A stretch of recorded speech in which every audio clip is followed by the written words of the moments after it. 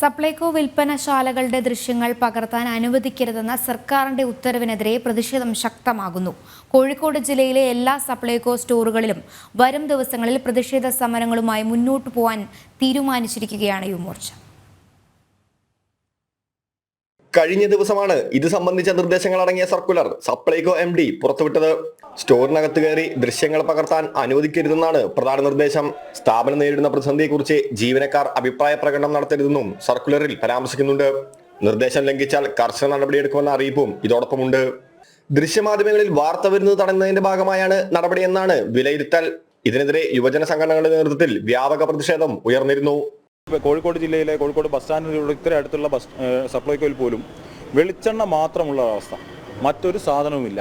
13 ഇനം സാധനങ്ങളിൽ ഒരു സാധനമില്ലാത്തൊരവസ്ഥയിലേക്ക് എത്തുന്ന ആ ദുര്യോഗം ജനങ്ങൾ കാണാതിരിക്കാൻ, പൊതുജനത്തെ ഇത് അറിയിക്കാതിരിക്കാൻ, പൊതുജനങ്ങൾ ഇത് വാർത്തയാകാതിരിക്കാൻ പാവപ്പെട്ടവന്റെ വയറ്റത്തടിക്കുന്ന നിലപാടിനെതിരെ യുവമോർച്ച ശക്തമായ രീതിയിൽ പ്രതിഷേധിക്കാൻ തന്നെയാണ് തീരുമാനം. ഈ രീതിയിൽ മുന്നോട്ട് ജില്ലയിലെ എല്ലാ സ്ഥലത്തും സപ്ലൈകോയ്ക്ക് മുന്നിലും സപ്ലൈകോയുടെ ഉള്ളിലുള്ള വീഡിയോ ചിത്രീകരിക്കാൻ തന്നെയാണ് യുവമോർച്ചയുടെ തീരുമാനം. സപ്ലൈകോ പ്രതിസന്ധി ജനങ്ങളിലേക്ക് എത്തിക്കുന്നത് തടയാനുള്ള സർക്കാർ നീക്കമാണ് ഇത്തരത്തിലൊരു ഉത്തരവിന് പിന്നിലെന്നാണ് പ്രതിപക്ഷ സംഘടനകൾ ആരോപിക്കുന്നത്. ഉത്തരവ് പിൻവലിക്കാൻ സർക്കാർ തയ്യാറാവണമെന്നാണ് ആവശ്യം. ജനം, കോഴിക്കോട്.